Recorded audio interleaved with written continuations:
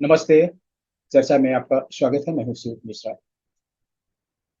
विपक्षी दलों ने यानी डॉटेड इंडिया ने मोदी सरकार के विरुद्ध अविश्वास प्रस्ताव स्पीकर को दिया है, जिसे स्पीकर ने स्वीकार कर दिया है। लेकिन हम लोग बात करेंगे कि ऐसा क्या हुआ अविश्वास प्रस्ताव के लिए।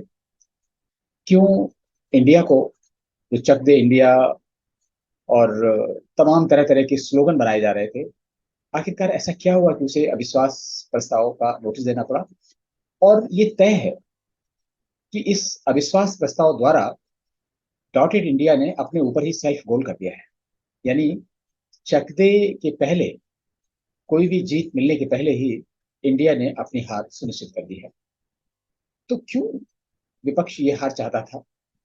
क्या ऐसा जरूरी था कि विपक्ष को कुछ न कुछ ऐसा करे और वह हार का सामना भी करे? क्योंकि लोकसभा में मोदी का बहुत जबरदस्त बहुमत है। 303 के लगभग उनके संसद सदस्यों की संख्या है, और इसके अलावा 27 से लेकर 30 तक उनके सहयोगी दल हैं, उनकी संख्या है। तो इस तरीके से जो टोटल आंकड़ा है वो 335 के आसपास पहुंचता है। और उसके विरुद्ध में जो विपक्ष का खेमा है वह 100 के आसपास सिमट जाता है। और अगर मोदी सरकार को जरूरत भी पड़ी तो उनके लिए बीजू जनता दल और आंध्र प्रदेश की जगनमोहन रेड्डी की पार्टी भी एक तरीके से बैकअप में तैयार बैठी रहेगी। इसलिए सरकार को कोई खतरा नहीं है। लेकिन डॉटेड इंडिया ने बैठे बैठाए एक तमाशा खड़ा कर दिया है। लोगों में कौतूहल हो गया है, और इस कौतूहल का कोई भी परिणाम नहीं निकलना। सिर्फ इसमें आरोप प्रत्यारोप और जिस तरह की भाषा विपक्ष और भाजपा के कुछ लोग इस्तेमाल करते हैं, वो तू मैं देखने को मिलेगा संसद में। और इसके बाद वोटिंग होगी, और वोटिंग में जो चक दे इंडिया है नारा देने वाली, वो हार जाएगी। क्योंकि जो अविश्वास प्रस्ताव पर वोटिंग होती है वह प्रस्ताव के पक्ष में होती है, और प्रस्ताव गिर जाएगा तो चक दे इंडिया की पहली हार होगी बनने के बाद में। आप ये समझते हैं कि अविश्वास प्रस्ताव क्या है, कब लाया जाता है, और ये भारत में कब कब लाया गया, इसकी क्या महत्ता है?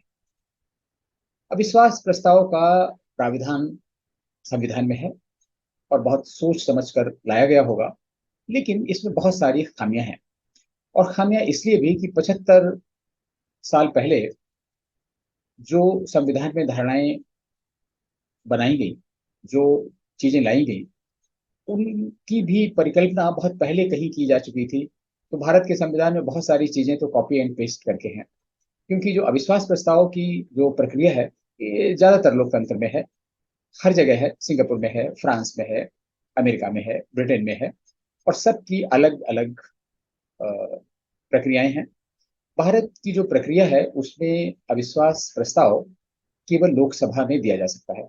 क्योंकि लोकसभा निचला सदन कहलाता है, और ये जनता से सीधा चुना हुआ होता है।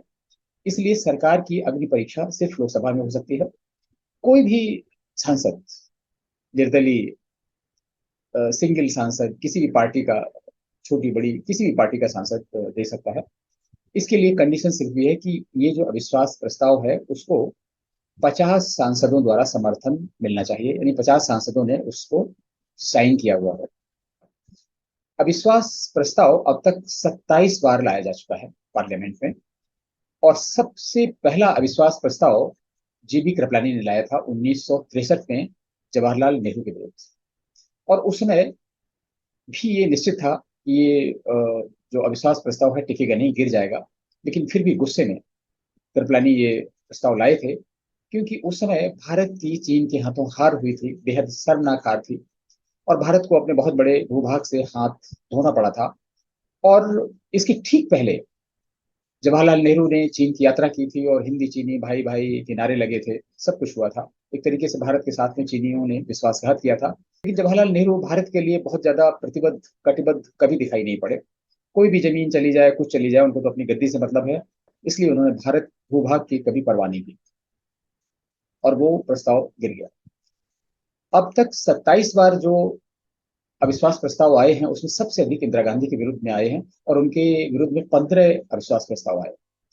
तो 15 अविश्वास प्रस्ताव भी बहुत बड़ी चीज तब नहीं होते अगर उनका शासनकाल बहुत लंबा होता। लेकिन इंदिरा गांधी का शासनकाल भी बहुत लंबा नहीं रहा है।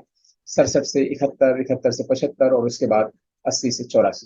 तो इस तरीके से 15 साल से भी कम उनका जो शासन काल रहा है, उसमें भी 2 साल का पीरियड तो अपने हाथों उन्होंने बढ़ा लिया था।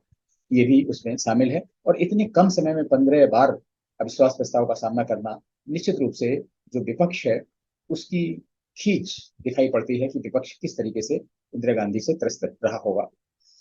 इसके अलावा लाल बहादुर शास्त्री थे, उनके विरुद्ध भी 3 प्रस्ताव आए। और पीवी नरसिम्हा राव के विरुद्ध भी 3 प्रस्ताव आए, लेकिन लाल बहादुर शास्त्री ने भी इन तीनों अविश्वास प्रस्ताव का बहुत ही सफलतापूर्वक सामना किया। इसके बाद में जो 3 अविश्वास प्रस्ताव आए हैं पीवी नरसिम्हा राव की सरकार के विरुद्ध, वो निश्चित रूप से एक चमत्कार है, एक बहुत बड़ा ड्रामा है। और ये भारतीय लोकतंत्र पर बहुत बड़ा सवालिया निशान भी लगाता है। आप जानते हैं कि पीवी नरसिम्हा राव की सरकार अल्पमत की सरकार थी और तमाम बैसाखियों के सहारे टिकी हुई थी।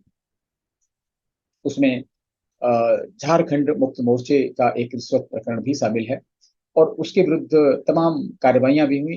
लेकिन आप भारत का कानून देखिए कि उसके जो गुरुजी थे झारखंड मुक्त मोर्चा के, शिबू सोरेन, वो ऊपर चले गए, लेकिन उनके जो मामले का निर्णय नहीं हो पाया। पीवी नरसिम्हा राव भी अंतोगत्वा उनका देहावसान हो गया, लेकिन उनके विरुद्ध चल रहे किसी भी मुकदमे का निपटारा नहीं हो पाया।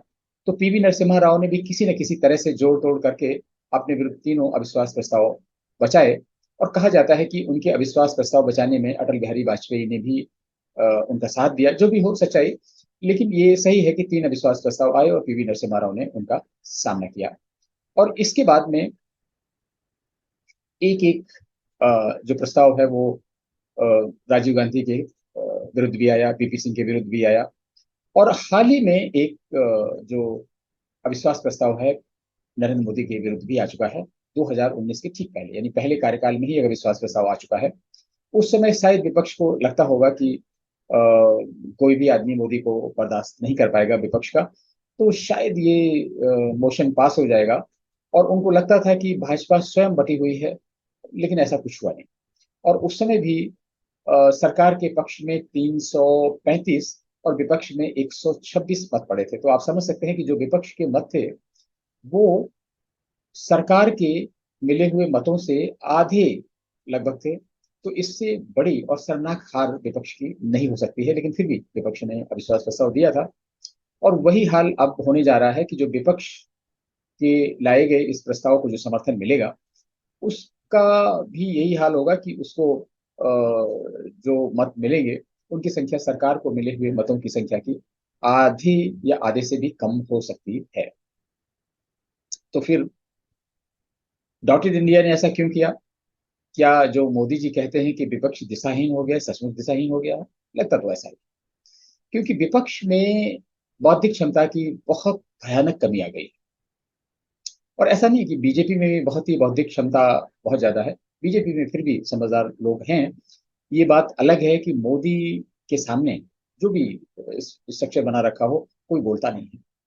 तो अब ये अविश्वास प्रस्ताव लाया क्यों गया? अविश्वास प्रस्ताव इसलिए लाया गया, मणिपुर की घटना आप सभी के सामने है। मणिपुर की घटना बड़ी है और इसकी निंदा की जानी चाहिए, सब कुछ ठीक है। लेकिन ये एक नैरेटिव है जो बहुत दिनों से सेट किया जा रहा है और इसकी अंतर्राष्ट्रीय भूमिका से भी इनकार नहीं किया जा सकता है।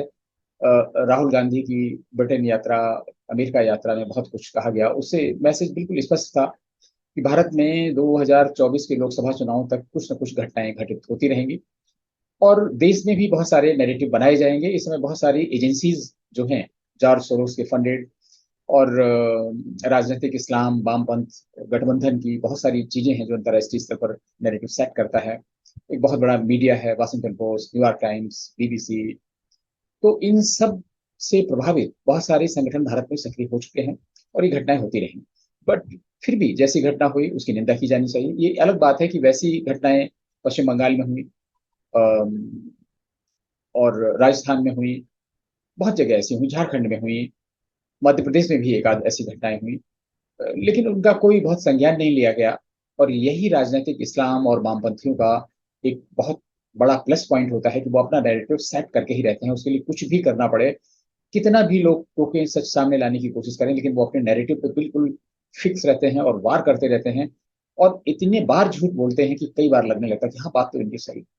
आम जनता भी महसूस करने लगती है कि यार ठीक ही बोल रहे हैं। जब हजारों बार आजकल वही हो रहा है, ट्विटर पे, सोशल मीडिया पे, हर जगह इस काम की इतनी भर्त्सना हो रही है कि जैसे रियली यही अकेला कांड भारत में हुआ है, अन्यथा भारत तो बहुत ही अच्छा था। लेकिन दूसरी जो राज्य सरकारें हैं, वहां पर भी ऐसे काम हुए। मेरे कहने का उद्देश्य बिल्कुल भी नहीं है कि अगर उन दूसरे राज्यों में हुआ है तो मणिपुर का कोई महत्व नहीं। लेकिन मणिपुर एक बहुत संवेदनशील इशू है, और एक बहुत अलग इशू है जिसे देखा जाना चाहिए था। डॉटेड इंडिया ने इस नैरेटिव को पकड़ा, क्योंकि मानसून सत्र के ठीक एक दिन पहले जो वीडियो वायरल हुआ, और पूरा मानसून सत्र जिसमें डॉटेड इंडिया को बताने के लिए कुछ भी नहीं था, जिसमें विपक्ष अपनी विश्वसनीयता को लेकर बहुत परेशान था, और आपसी जो सहमति बन रही है सीटों के बंटवारे को लेकर, तमाम मुद्दों को लेकर, उससे भी जूझ रहा था। ऐसे में उनको एक मुद्दा मिल गया, और इस मुद्दे ने विपक्ष को राहत दे दी, और वो समझ रहे थे कि पूरे मानसून सेशन इसमें छाया रहेगा। जो सरकार के 31 बिल संसद में पास होने हैं वो भी रोक लेंगे, और इसीलिए उन्होंने 267 नियम के तहत जो बहस है उसकी मांग की। सरकार को नहीं मानना था, नहीं मानी गई। सरकार धारा 176 में, नियम 173 के तहत, 176 के तहत कराना चाहती थी, वो विपक्ष को स्वीकार नहीं था। तो अब विपक्ष ने मांग शुरू कर दी कि प्रधानमंत्री वक्तव्य दें। नॉर्मली ये होता है कि जब कोई भी डिस्कशन पार्लियामेंट में होता है तो संबंधित विभाग के मंत्री उसका उत्तर देते हैं। ये कानून और व्यवस्था का मामला है, इसमें गृह मंत्री अमित शाह को बयान देना था। और अगर प्रधानमंत्री भी बयान दे देते, संसद में अगर बहस चल रही होती और वो भी बोलते, तो कोई बहुत हर्ज नहीं था, और शायद ऐसा होता भी। लेकिन जब विपक्ष ने इसे मुद्दा बना लिया, तो जब मुद्दा बनाया जाता है तो इसे विपक्ष अपनी जीत के रूप में प्रदर्शित करता, और ये मोदी सरकार की हार के रूप में पहचाना जाता। इसलिए मोदी सरकार ने भी कदम पीछे खींच लिए, और इस पे अड़िग हो गई कि नहीं, प्रधानमंत्री वक्तव्य नहीं देंगे। और अब प्रधानमंत्री को कैसे लाया जाए, तमाम आप देख रहे होंगे ट्विटर पर, सोशल मीडिया में तमाम तरह तरह कमेंट किए जा रहे हैं कि कैसे मोदी को लाया जाए, मोदी कहाँ छिपे हैं, वगैरह वगैरह। तो अविश्वास प्रस्ताव इसलिए लाया गया है कि अविश्वास प्रस्ताव पर जो बहस होगी, उस बहस का जवाब प्रधानमंत्री को देना होता है, क्योंकि अविश्वास प्रस्ताव पूरे मंत्रिमंडल के विरुद्ध, सरकार के विरुद्ध आता है, और सरकार का मुखिया होने के नाते इसका जवाब प्रधानमंत्री को देना होता है। बस इतनी सी ईगो की बात है, जिसकी डॉटेड इंडिया ने एक सेल्फ गोल कर दिया। और ये डॉटेड इंडिया की पहली हार होगी, और बड़ी हार होगी। और उससे ये भी पता चल जाएगा कि मोदी सरकार के पास कितना बड़ा बहुमत है, और इससे जो फजीयत होगी डॉटेड इंडिया की, वो कई महीने तक याद रखी जाएगी, और हो सकता है ये चुनाव में भी एक बड़ा मुद्दा बने। तो इसलिए लगता है कि मोदी की ये बात की विपक्ष दिशाहीन है, काफी हद तक सही लगती है। और कई बार तो ऐसा लगता है विपक्ष, खासतौर से कांग्रेस, राहुल गांधी को महिमा मंडित करने के चक्कर में इस तरह के काम करती है। जैसे राहुल गांधी की संसद सदस्यता चली गई, अब वो बुरी तरीके से खींचे हुए हैं। वो मोदी पर, सरकार पर जो भी कुछ कहते हैं अपनी आंतरिक मीटिंग में, वो बाकी और लोगों के लिए ब्रह्म वाक्य हो जाता है, और खड़गे तो कहाँ ठहरते हैं। इसलिए जो उन्होंने कहा है फिर उसे मानना ही पड़ेगा। और आप देखें, घूम फिर के चाहे जो भी हो, चाहे वो जयराम रमेश हो, कोई भी हो, घूम फिर के वही कहते हैं जो राहुल गांधी चाहते हैं। तो इसलिए ये राहुल गांधी की इच्छा थी, ऐसा मानने में कोई हर्ज नहीं है, अविश्वास प्रस्ताव लाना। और इसका हश्र एक हार के रूप में होगा डॉटेड इंडिया के लिए। तो इसका कोई परिणाम नहीं होगा, ये बैठे बैठाए एक जख्म मोल ले लिया है इंडिया ने अपने सीने पर, और इससे उसे कुछ नहीं मिलेगा। पहली पराजय डॉटेड इंडिया की। नमस्ते, फिर किसी ज्वलंत मुद्दे पर आपसे बात होगी, तब तक के लिए आगे।